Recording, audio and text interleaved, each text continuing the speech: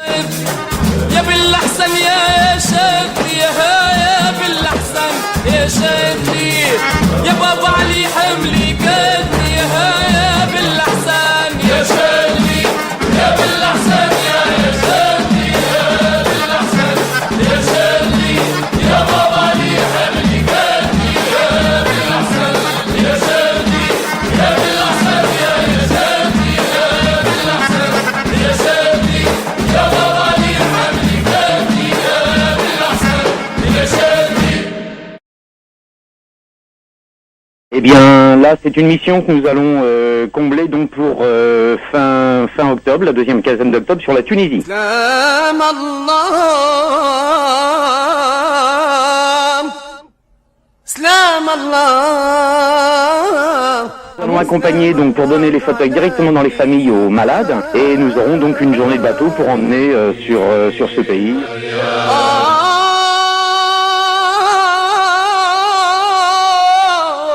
روح الله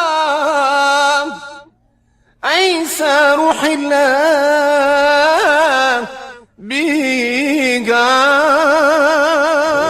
بقالم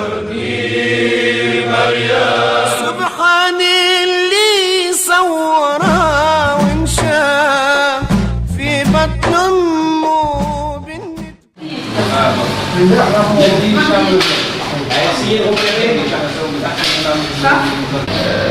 dans des associations, que ce soit rotariennes, handicapés moteurs, handicapés mentaux, etc. Et la vie associative, elle fait beaucoup en Tunisie. Mais c'est toujours bien d'apprendre des autres et d'être aidé par les autres. Voilà. Donc nous vous remercions vivement. Et les autorités tunisiennes applaudissent toujours tout ce qui est travail associatif. Et je sais que ce qui a été fait il y a quelques années était un exemple. Je suis persuadé que ce que vous allez faire cette fois-ci, ce que vous allez donner comme rendre heureux essentiellement certaines personnes handicapées,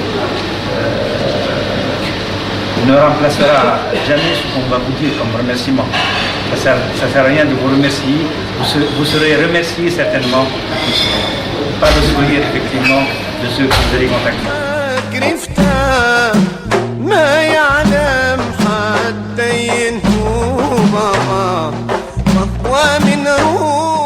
Étant donné que notre démarche initiale consistait de donner du fauteuil au malade final, il m'était nécessaire d'avoir des gens fiables qui nous garantissaient de pouvoir rencontrer des malades ou d'aller chez eux pour pouvoir remettre le produit à l'utilisateur final. Et il s'est avéré qu'on a été tout à fait agréablement surpris. Il y a eu toute une opération qui a été mise en œuvre.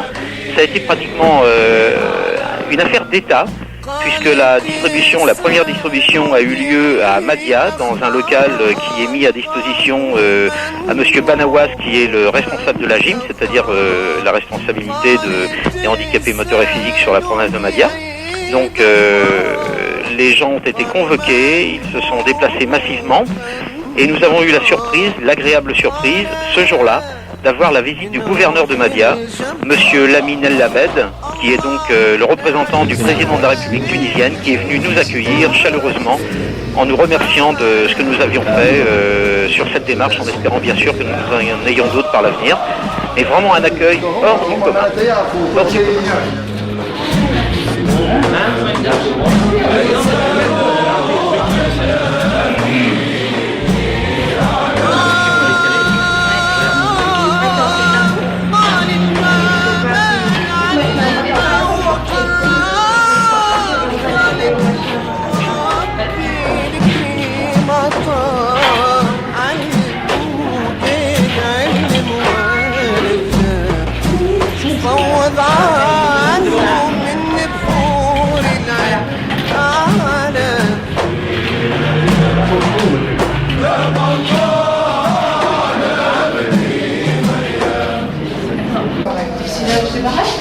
C'est pas les jambes.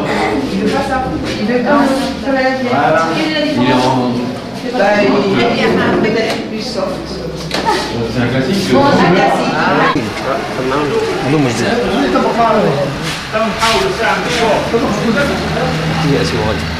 Voilà. فرحان بشار Tu es très content? Oui, je suis très content. Alors, de toute évidence, à partir du moment où nous remettons un fauteuil à une personne qui en attend depuis très longtemps et qui n'espère absolument pas en avoir, il y a un regard, il y a une présence, il y a une sensibilité, il y a des sourires qui disent tout et qui, pour nous, sont la meilleure des récompenses. Les familles des gens à qui nous donnons ces fauteuils, c'est pareil, ça a été une chaleur, des remerciements à ne plus en finir. Je n'attendais pas le 10e de ce que nous avons eu en termes de reconnaissance et de gratitude au regard de ces gens. Ça a été le Père Noël, quoi, vraiment.